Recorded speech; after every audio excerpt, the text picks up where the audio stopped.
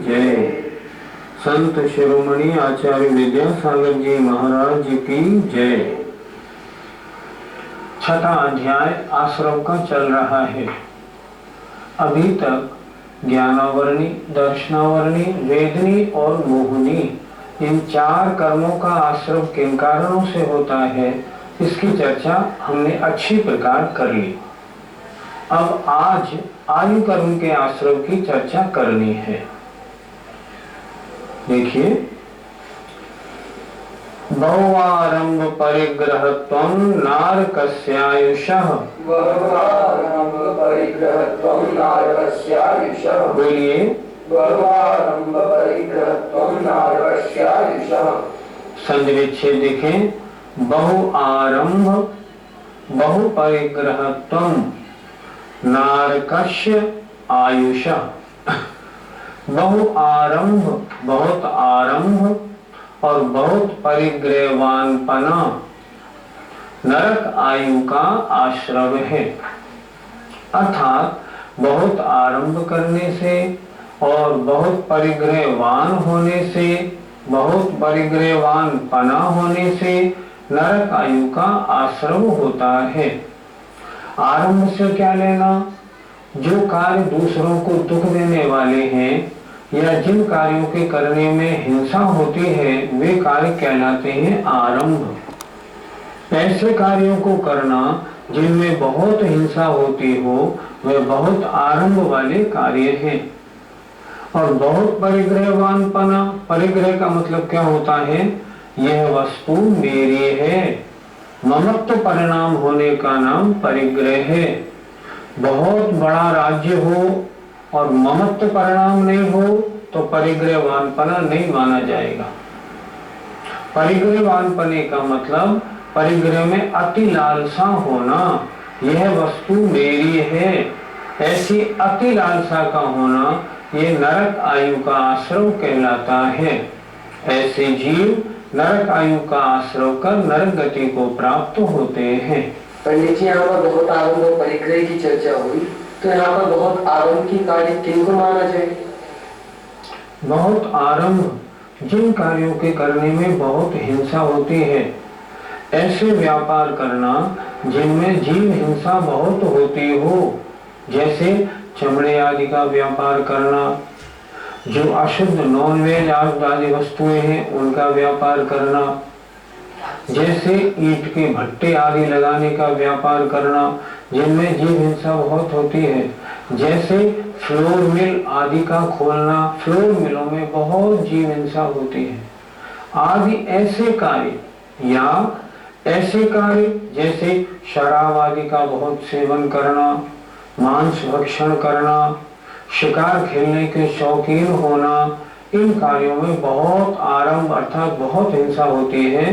तो जिनकी इन कार्यों में अति रुचि होती है, उनके नरक आयु का आश्रय होता है। और बहुत परिग्रहवानपना अर्थात परिग्रह में तीव्र लालसा होना, अर्थात संतोष परिणामों का अभाव, और संपत्ति जीवन पर्यंत संपत्ति के बढ़ाने में लगे रहना और तृप्त होने का भाव नहीं होना, ये नरक आयु के आश्रय का कारण है। नरक आयु के क्या और भी कुछ कारण हैं? यहाँ आचार्य ने सामान्य से दो कारणों को बताया। इसके अलावा और भी कारण नरक आयु के आश्रय के हैं, जैसे अत्यंत काम सेवन में अत्यंत लीन रहना, जैसे रौद्र ध्यान करना, जिनके तीव्र कषाय रूप परिणाम होते हैं, जिनके अत्यंत अशुभ लेशाएं होती हैं, उन जीवों के भी नरक आयु का आश्रय होता है। पंडित जी, आपने जो बताया, तो नरक गति और नरक आयु इन दोनों में क्या अंतर समझना चाहिए? नरक गति और नरक आयु के आश्रय में बहुत अंतर है। नरक आयु का आश्रय ये आयु कर्म का भेद है, नरक गति का आश्रय ये नाम कर्म का भेद है।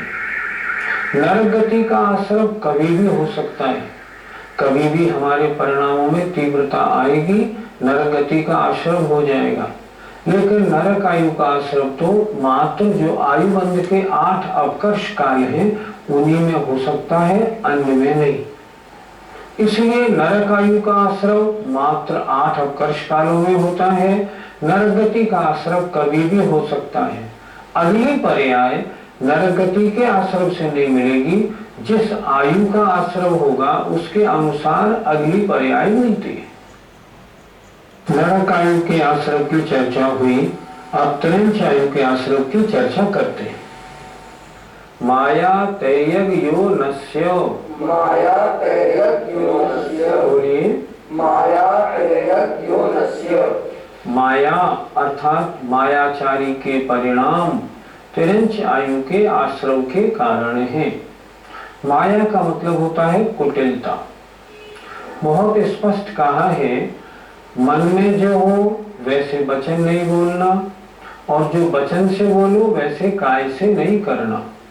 मन और वचन और काय और, जहाँ ऐसा होता है उसे कहते हैं मायाचारी। दिखाते तो ये हैं हम आपके बड़े अपने सगे हैं, चाहते क्या हैं किसी तरह से अपना काम निकालूं और इनको धक्का दूं, इसे कहते हैं मायाचारी। तो जहाँ छल कपट होता है चित्त में, छल कपट के समय में अगर आयु बंद होगा तो वो त्रिंच आयु का आश्रम होगा। त्रिंच आयु के और भी अन्य कुछ कारण हैं? हाँ, शास्त्रकारों ने इसके और भी कारण लिखे, जैसे खरीदने और बेचने के बाद कमती बढ़ती रखना, मिलावट करके घी में चर्बी या डालडा मिलाकर बेचना, नकली ब्रांड के माल को असली कहके बेचना, ये सब मायाचारी में आता है। दूसरे के दोषों को देखने में अत्यंत लीन रहना, धर्मोपदेश की बातों में कुछ मिला जुला के अपने पक्ष को पुष्ट करने की बातों को कहना, ऐसे जो मायाचारी की बातें हैं ये सब त्रिंच आयु के आश्रव के कारण हैं। और भी आत्म ध्यान के परिणाम होना, अशुभलेशा रूप परिणाम होना, ये भी त्रिंच आयु के आश्रव के कारण कहे हैं आचार्य ने। आपने अभी आत्म ध्यान से त्रिंच आयु कही है, तो आत्म ध्यान छठे गुण स्थान तक होता है, तो क्या मुनियों की भी आत्म ध्यान से त्रिंच आयु का सब संभव है? कभी नहीं। मुनि महाराजों के मात्र देवायु का आश्रव होता है, अन्य आयु का आश्रव होता ही नहीं। आपने जो बात कहा ये ठीक है, हमने माना। कभी कभी इष्ट वियोग अनिष्ट संयोग होने पर मुनि महाराजों के कभी जभी आर्त ध्यान बन जाता है। तत्वार्थ सूत्रकार ने आर्त ध्यान को छठे गुण स्थान तक माना है, पर वह आर्त ध्यान यदा कदा होता है, सम्यक और चारित्र सहित परिणाम होने के कारण बहुत हल्का होता है और वह त्रिंच आयु के आश्रव का कारण नहीं होता। तीव्र परिणाम हो तो त्रिंच आयु के आश्रव के कारण होते हैं। इसलिए मुनि महाराजों के मात्र देवायु के अलावा किसी अन्य आयु का आश्रव होता ही नहीं।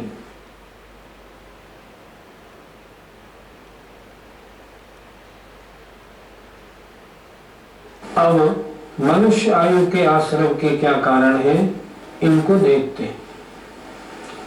अल्पारंभ परिग्रहत्वं मानुषस्य, अल्पारंभ परिग्रहत्वं मानुषस्य, बोलिए अल्पारंभ परिग्रहत्वं मानुषस्य।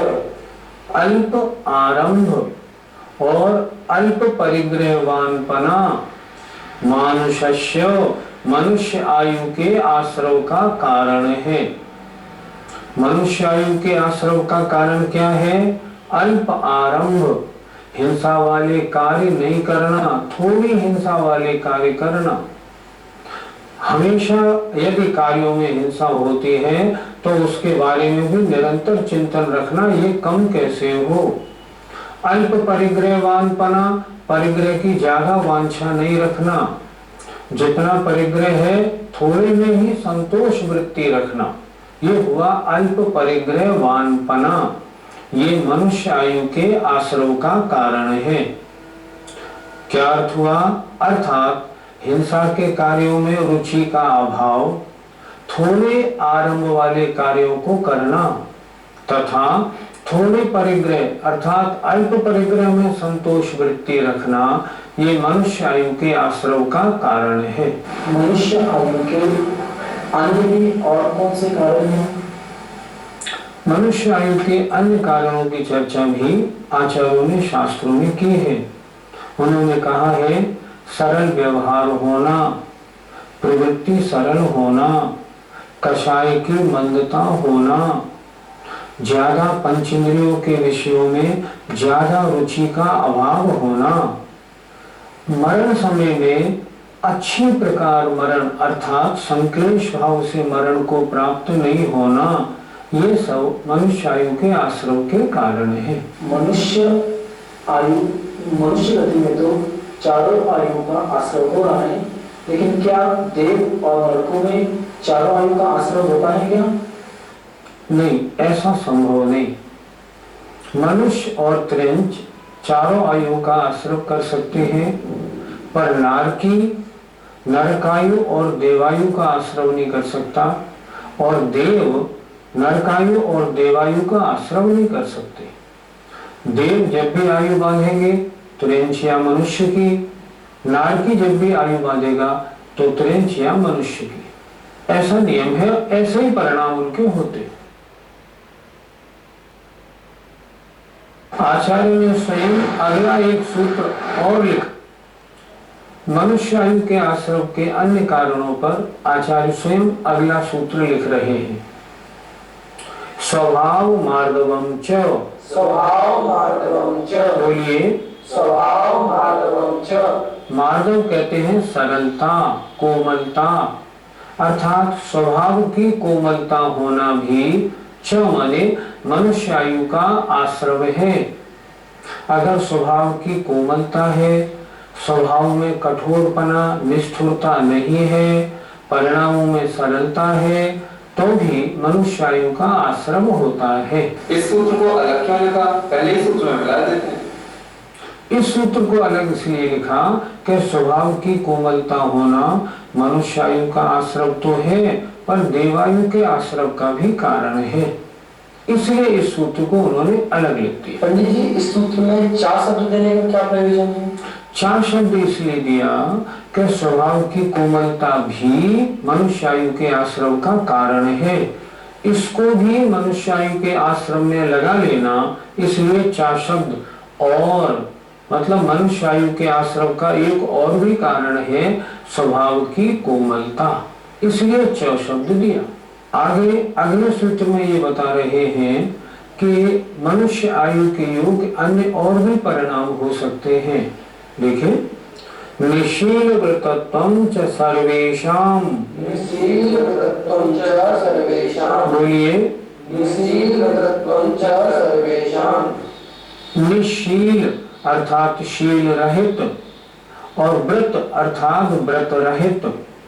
निशील व्रतत्वं शील और व्रतों से रहित होना सर्वेषां सभी आयु के आश्रय का कारण है। शील किसे कहते हैं? 3 गुणव्रत और 4 शिक्षाव्रत को कहते हैं शील। व्रत कहते हैं अणव्रत और महाव्रतों को कहते हैं व्रत। कोई व्यक्ति शील व्रतों से रहित हो तो उसके सभी आयु का आश्रय हो सकता है। वहां आधार क्या होगा? जैसे उसके परिणाम होंगे वैसी आयु का आश्रय कर लेगा। सूत्र क्यों बनाया?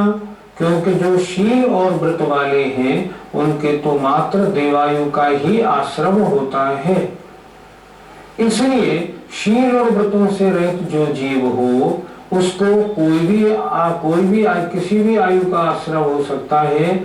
आधार उसके परिणाम, जैसे उसके परिणाम होंगे वैसे उसको उस आयु का आश्रय हो जाएगा। इसलिए शील रहितपना और व्रत रहितपना सभी आयु के आश्रय का कारण होता है। पंडित जी, आपने सूत्र में बताया कि बिना शील और व्रत के चारों आयु का आश्रय हो सकता है, तो बिना शील और व्रत के देवायु का आश्रय कैसे हो सकता है? आपने पढ़ा होगा कि अन्य मत वाले या बाल तप वाले ऐसे जीव भी ऊपर स्वर्गों में वैमानिक देवों में जन्म लेते हैं कि नहीं? 12वें स्वर्ग तक उनका जन्म होता है। तो क्या उनके शील व्रत है? न उनके अणुव्रत है, न गुणव्रत है, न शिक्षा व्रत है। फिर उन्होंने देवों में जन्म कैसे ले लिया?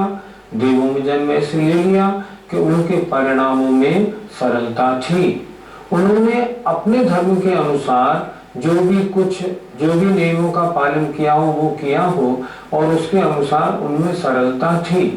जैसे मान लो वर्तमान में कोई नेता है, मान लो महात्मा गांधी थे, उन्होंने मान लो व्रत और शीलपना उनके नहीं रहा, लेकिन जीवन पर्यंत उन्होंने बहुत कम परिग्रहवानपना और देश की आजादी के लिए इतने लड़े, तो स्वर्ग प्राप्ति में आपत्ति क्या हो सकती है? कोई आपत्ति नहीं।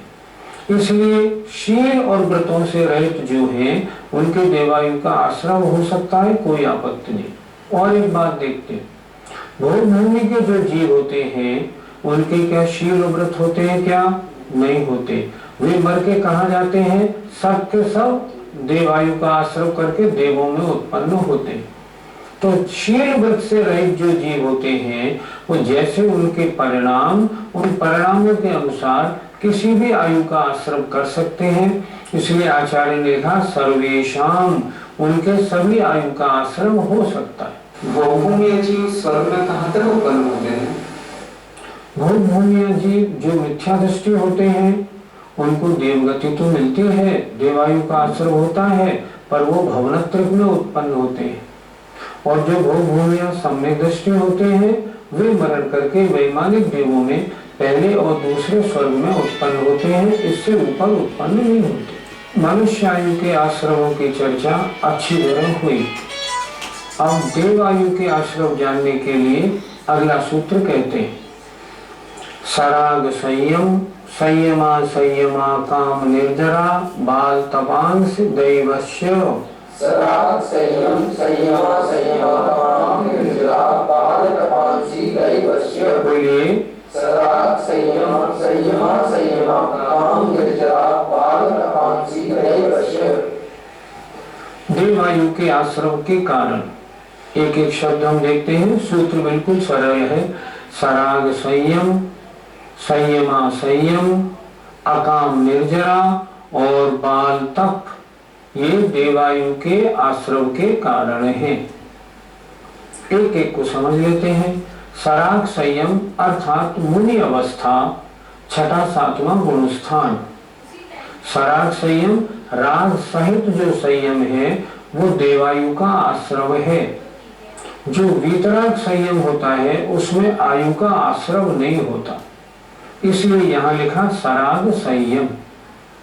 सराग संयमी जीव जो मुनि महाराज छठे सातवें गुणस्थान वर्ती है वो देवायु का आश्रम करते हैं। संयमा संयम अर्थात पंचम गुणस्थान वर्ती जिन्होंने 1, 2, 4, 6 प्रतिमाओं को धारण कर लिया हो, अथवा प्रथमागारी श्रावक, क्षुल्लक महाराज, एलक महाराज, क्षुल्लिका और आरिका, ये सब पंचम गुणस्थान में आती हैं और इनके मात्र देवायु का आश्रम होता है। अकाम निर्जरा अर्थात किसी कारणवशात यदि कभी कोई कष्ट आ जाए तो शांति पूर्वक उस कष्ट को सह लेना, इसका नाम है अकाम निर्जरा। शांति पूर्वक कष्ट रहने से कषाय की मंदता होती है, लेश्या शुभ होती है, इस कारण देवायु का आश्रम होता है।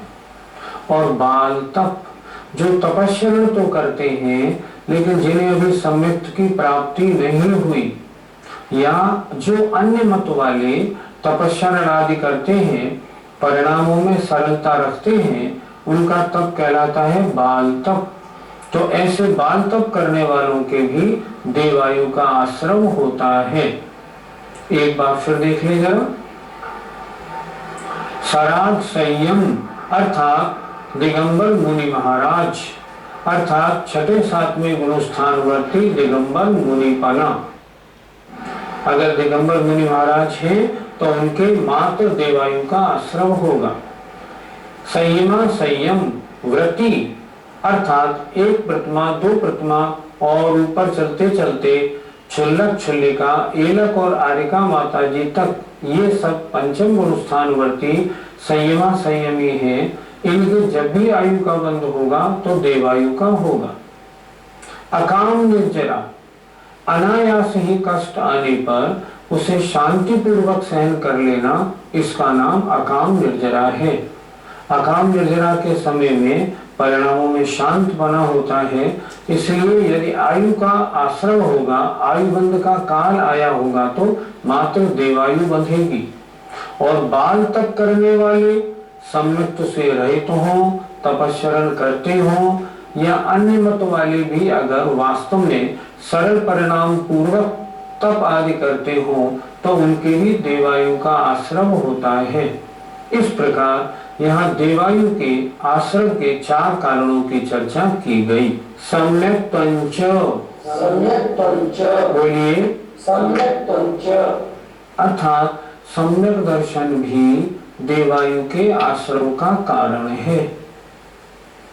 हमने माना यद्यपि आश्रम के कारणों में सम्यक दर्शन को नहीं लिया, पर यहाँ इस सूत्र लिखने का कारण क्या था कि जो जीव सम्यक दृष्टि मनुष्य है, अगर वो आयु बंद करेगा सम्यक्त अवस्था में तो मात्र देवायु का आश्रम करेगा, और अगर देव होगा तो मात्र मनुष्य आयु का आश्रम करेगा।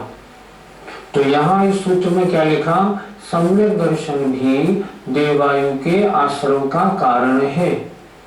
और विशेषता इसमें एक और भी है कि अगर सम्यक दर्शन सहित देवायु बांधेगा ना तो मात्र वैमानिक देवों में उत्पन्न होगा। भवनत्व में सम्यक दृष्टि कभी जाता नहीं। प्रथम नरकविन षटभू ज्योतिष बाण भवन क्षण नारी, वो भवनत्व में उत्पन्न नहीं होता। सम्यक दृष्टि होगा, आयु बंद करेगा, मात्र वैमानिकों में उत्पन्न होगा। इसलिए इस सूत्र को उन्होंने अलग लिखा। सूत्र का अर्थ क्या हुआ, सम्यक दर्शन भी देवायु के आश्रम का कारण है। यद्यपि सम्यक्त से आश्रम नहीं होता, पर सम्यक दृष्टि जीव के परिणाम हमेशा सरल रहते हैं। उसकी वृत्ति, उसका आचरण बड़ा अच्छा रहता है, इसलिए उसके मात्र देवायु का आश्रम होता है। अन्य का आश्रम रूप परिणाम न होने से अन्य का आश्रम हो ही नहीं सकता। पंडित जी, एक जीव अपने जीवन काल में आयु कर्म का आश्रम कितनी बार करता है और किन समयों में करता है, कृपया बताएं। एक बात ध्यान रखें, आयु बंध का आश्रम और आयु बंध का काल, आयु कर्म के आश्रम का और आयु कर्म के बंध का एक ही काल है, एक ही प्रोसीजर है। जैसे मान लो कोई मनुष्य है, अगर उसको अगले भक्त की आयु बांधनी है तो वो कब बांधेगा, उसके 8 अपकर्ष काल आते हैं। अपकर्ष माने आयु बंध के योग्य काल। वे कब आएंगे, जब उसका 2/3 आयु समाप्त हो जाएगी तो पहला अपकर्ष काल आएगा। शेष आयु का 2/3 फिर समाप्त होने पर दूसरा अपकर्ष काल आएगा। शेष आयु का 2/3 समाप्त होने पर तीसरा अपकर्ष काल आएगा।